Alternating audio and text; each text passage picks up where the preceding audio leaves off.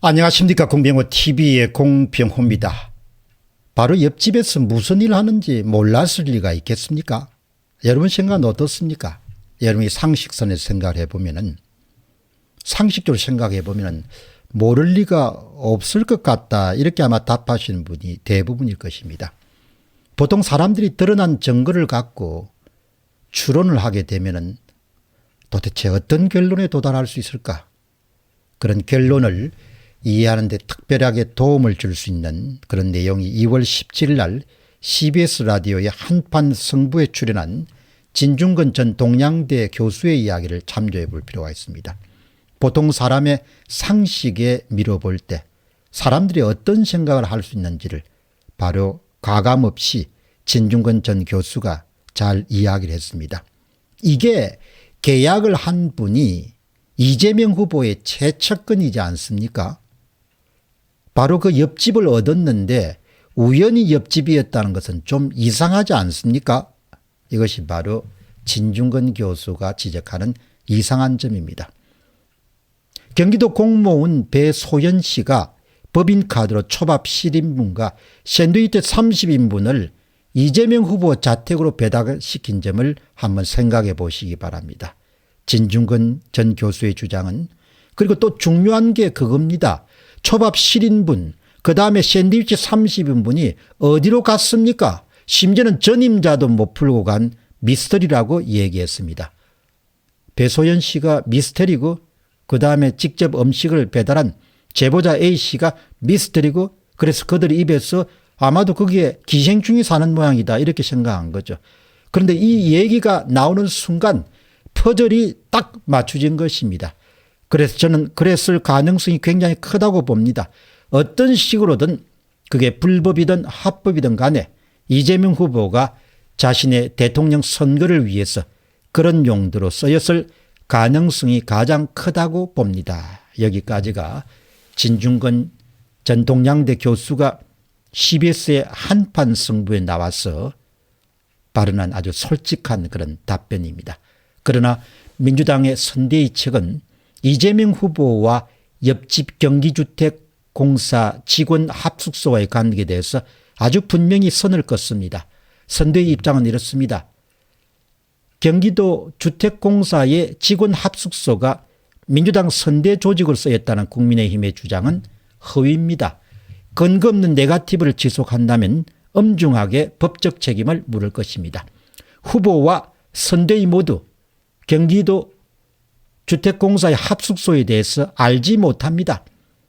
경기도 주택공사 직원 합숙소는 100개가 넘는다고 합니다. 공사 숙소에 관여할 이유도 없습니다.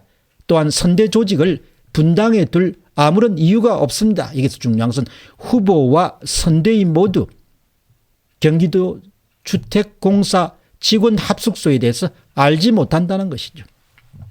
공병호TV는 특별히 민주당 선대위 측 주장, 후보와 선대위 모두가 경기주택공사 직원 합숙소에 대해서 알지 못한다. 2402호, 바로 이재명 후보가 20년 넘게 살아온 바로 옆집에 대해서 알지 못한다는 겁니다. 이 입장에 대해서 시민들이 어느 정도의 신뢰를 두고 있는가, 이런 부분이 궁금했습니다. 시민들의 의견을 들어보기로 했습니다. 공병호TV가 8시간 동안 실시한 설문조사는 후보와 선대위 모두 경기주택공사 직원 합숙소를 알지 못한다. 이것이 민주당 선대위의 공식 입장입니다. 여러분은 이 주장을 어떻게 받아들이십니까? 3만 1000명 정도가 8시간 동안 투표를 했습니다. 옳은 주장이다 4%입니다. 옳지 않은 주장이다 95%입니다. 잘 모르겠다 1%입니다. 압도적인 다수 95%가 믿을 수 없는 주장이라는 것이죠. 압도적 다수가 후보와 선대위는 이재명 후보 바로 옆집의 경기주택공사의 직원 합숙소에 대해서 알지 못한다는 민주당 측의 주장에 상당한 불신을 갖고 있는 비중이 95%나 되는 겁니다. 그래서 시민들의 의견을 한번 살펴봤습니다. 미낭님입니다. 도지사가 어디에 사는지를 몰랐다는 것은, 그것은 어떻게 믿겠습니까? 대문 앞, 현관 앞, 엘리베이터 CCTV를 까보면 다 나올 것 같습니다. 왜 알아보는 것은 하지 않고 의견만 냅니까? 아마 지금쯤 한참 증거를 없애는 작업들이 진행 중이지 않겠나 싶습니다. 85명이 찬성을 표현하고 반대가 단 한 명도 없습니다. 김정수님은 국민들을 우습게 보지 않는다면 저렇게 거짓말을 할 수가 없습니다. 저들 눈에 국민들은 그저 저들의 욕망을 위해서 이용하는 그런 도구일 뿐인 모양입니다. 35명이 찬성했고 단 한 명도 반대가 없습니다. 조춘희님입니다. 알고도 안다고 말하면 망하게 되는 거 아닙니까? 그래서 끝까지 모른다고 우겨야 될 것입니다. 아파치님은 바로 옆집에 누가 사는지 모른다는 말은 그야말로 참 납득하기 힘든 그런 말입니다. 주장입니다. 이렇게 정말 여러분 같으면 어떻습니까? 바로 옆집에, 그리고 그 층에는 두 집밖에 없다고 그러네요. 그럼 두 집 가운데 얼마나 20년 가까이 함께 살았으니까 친하겠습니까? 그 친한 사람들이 20년 살다가 별 특별한 이유 없이 2020년도 7월 달에 바로 대법원이 권순일 씨의 그런 도움으로 공직선거법상의 허위사실 공포죄가 그렇게 무죄로 끝나게 되고 대선 출마의 그런 문이 열리게 되자 2020년 8월 바로 한 달 뒤에 전세 계약이 이루어진 거죠. 이제 그런 점들도 의심하지 않을 수가 없는 겁니다.